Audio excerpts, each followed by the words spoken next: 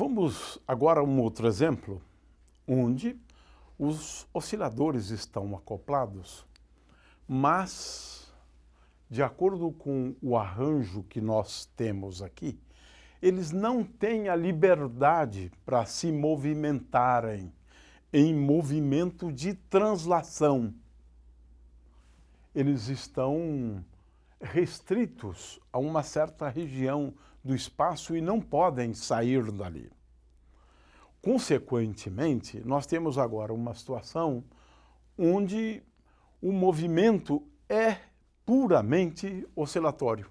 Não existe movimento de translação do centro de massa como um todo. Vamos imaginar 3 molas com constantes elásticas iguais para facilitar as contas, né? E 2 partículas dotadas de massa, também massas iguais. Eu uso a coordenada x1 para indicar a posição da primeira, uso coordenada x2 para indicar a posição da segunda, ou do segundo oscilador, da segunda partícula. Temos que escrever agora as equações de movimento, mas lembrando sempre que o melhor é começar pela energia potencial, que depende de x1 e x2. No caso, depende de x1 e x2 da seguinte forma. Primeiramente, essa primeira mola tem uma energia potencial que é igual a K vezes x1 ao quadrado, dividido por 2. Esta segunda mola tem uma energia potencial K sobre 2, como no caso anterior, depende de x1 menos x2 ao quadrado. E, finalmente, esta mola tem uma energia potencial K vezes x2 ao quadrado, dividido por 2. Agora, vamos às equações de movimento. A primeira equação é m1 d2 x1 dt2 é igual a menos du dx1, e a outra é m2, se eu considerasse massas distintas, daqui a pouco vamos fazer as massas iguais, né? m2 vezes d2 x2 dt2 é igual a menos du dx. Ora, vamos escrever então essa expressão, agora adotando as massas iguais. m vezes d2x dt2 é igual a menos du dx1. O primeiro termo me dá menos K vezes x1 da primeira mola, mas agora eu tenho que derivar este termo aqui com respeito a x1 e colocar um sinal menos aqui. Menos K vezes x1 menos x2. x1 menos x2. Então, eu tenho aqui a equação de movimento para o primeiro oscilador, cuja coordenada é x1. Finalmente, eu tenho a equação de movimento para o segundo, m vezes d2 x2 dt2 é igual a... Aqui eu tenho menos K x2 e finalmente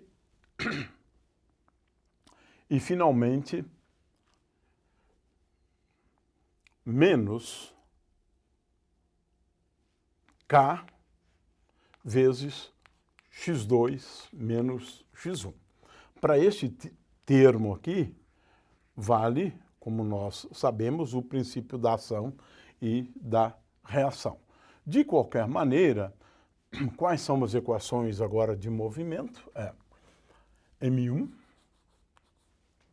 vezes D2, x1,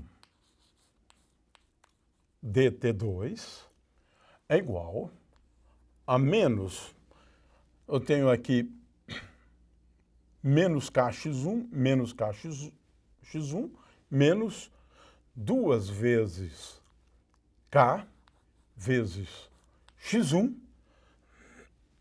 mais k vezes x2.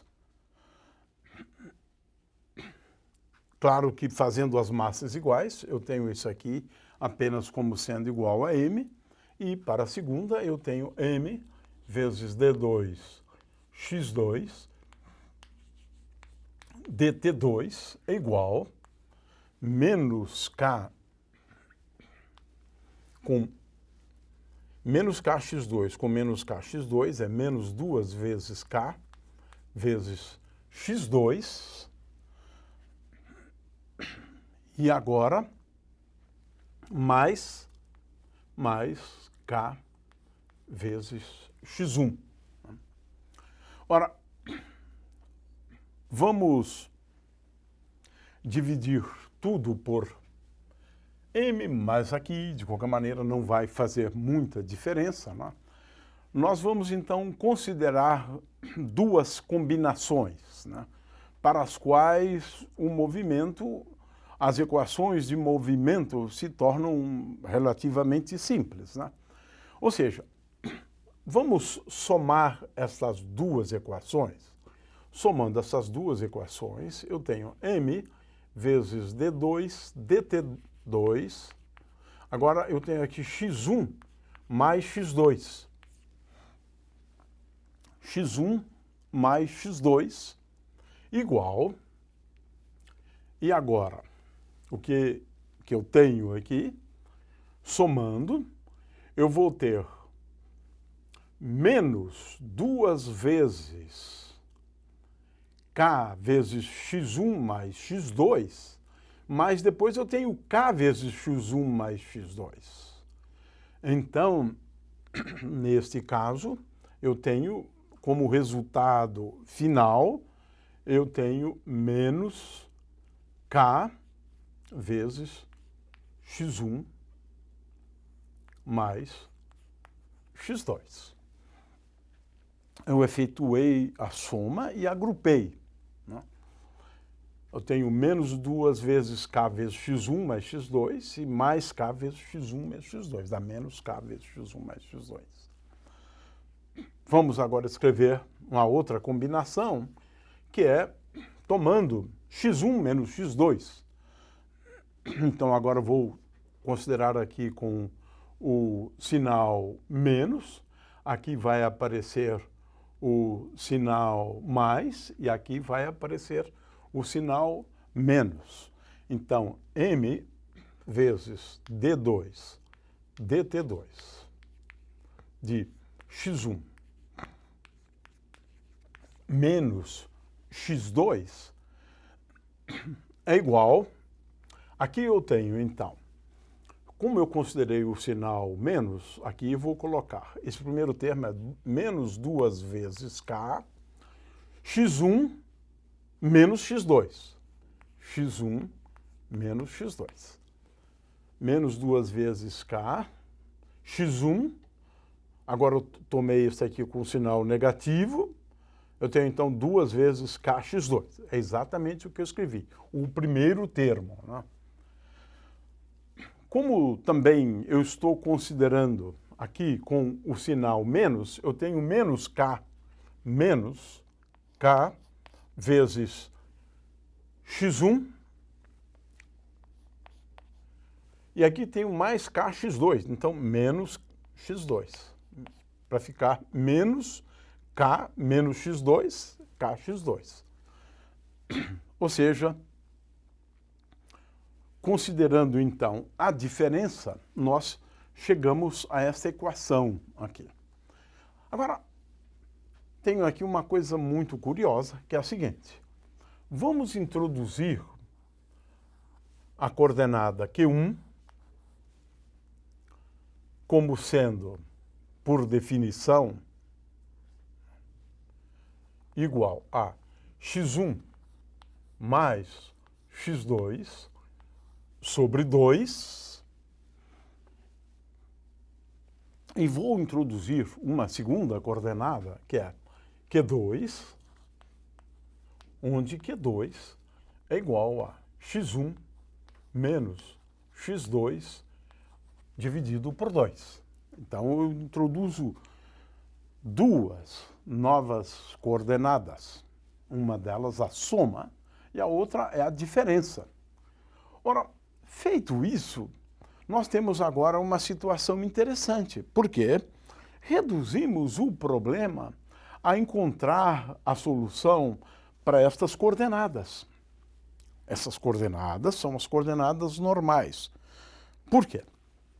Vamos escrever esta equação em termos agora desta coordenada Q1. Ora, eu posso dividir aqui por 2, posso dividir aqui por 2, não tem nenhum problema em relação a isso, né? O fato é que agora, como isso aqui se trata de Q1, aqui é de Q1, nós temos a seguinte equação. D2 de Q1 dt2 é igual a menos K sobre M, vamos chamar K sobre M de ômega 0 ao quadrado, então menos ômega 0 ao quadrado vezes Q1. Quem é ômega 0 é igual a K sobre M. Por definição, ômega 0 ao quadrado é igual a K sobre M. Temos, portanto, aqui uma equação para Q1. Uma equação para Q1. E para Q2? Sim, podemos também dividir aqui por 2. E aqui eu tenho Q por 2, divido por 2. E aqui eu tenho menos 3K. Portanto, a equação para Q2 é D2, Q2, dt2 igual a menos 3 ômega 0 ao quadrado vezes Q2. Olha só que coisa curiosa. Eu reduzi as equações que eram antes acopladas, né, para o problema de resolver duas equações desacopladas. Estas equações envolvem coordenadas, que são as coordenadas ditas normais. Vamos interpretar isso depois, né? Ora, a solução para essa equação nós já sabemos. É Q1 igual a A vezes cosseno de ômega 0 T mais alfa agora é uma fase, porque eu preciso de duas fases agora, e a outra é Q2 igual a B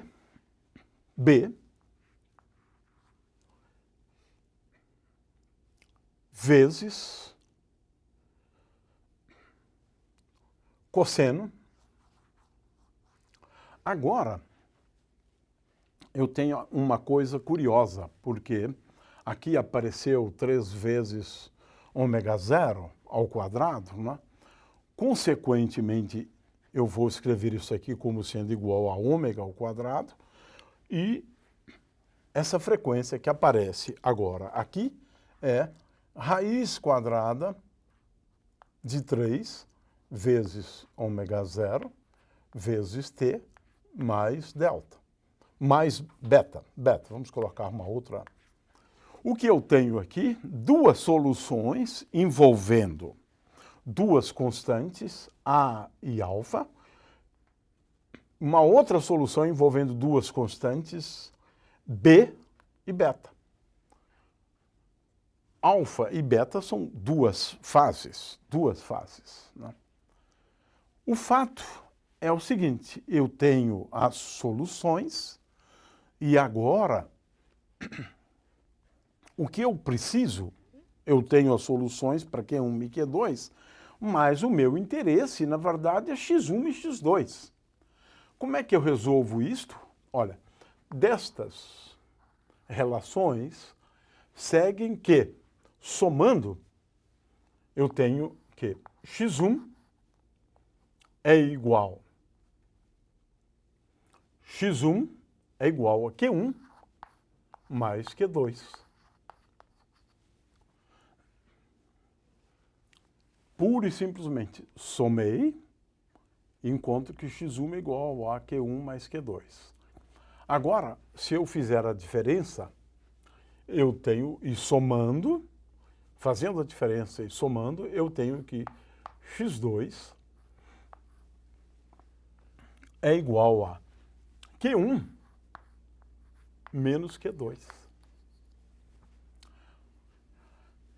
Ora, encontrei a solução. Encontrei a solução. Por quê? Agora, eu vou ter que x1 de t é igual a A vezes cosseno de ômega 0 vezes t mais alfa mais B vezes cosseno de raiz de 3 ômega 0 vezes t mais beta. E x2 de t? Ora, x2 de t é igual a Q1, portanto, é igual a A vezes cosseno de ômega 0 t mais alfa, menos Q2. Então, menos B vezes cosseno de raiz quadrada de 3 vezes ômega 0 t mais beta. Ou seja, encontrei a solução. Encontrei a solução. x1 e x2. Estas soluções envolvem A, B, alfa, beta. E essas constantes são determinadas pelas condições iniciais. Como começou o movimento? Sob que condições, né, o movimento se iniciou? E é isso que é importante. Eu tenho soluções envolvendo 4 constantes, A, alfa, B, beta. Então, tem uma solução para x1 e x2, né, na verdade, envolvendo 4 constantes que são determinadas a partir das condições iniciais. É claro que agora eu posso, por exemplo, determinar a velocidade da primeira, que é igual a dx1 dt, é uma derivada relativamente simples. Eu vou obter menos A ômega 0 vezes seno de ômega 0 t mais alfa, e assim por diante. Posso determinar a velocidade da segunda, tomando a derivada de x2 com respeito ao tempo. Posso obter a aceleração da primeira, e para isto eu vou tomar a derivada da velocidade com respeito ao tempo, A2 de t igual a dv2 dt. Muito bem. Tenho a solução. Nota-se que essa solução é relativamente complexa, porque na realidade é uma soma de 2 movimentos oscilatórios simples, né? Ou seja, um movimento harmônico simples, né, mais o movimento de um outro harmônico simples, e às vezes menos, né?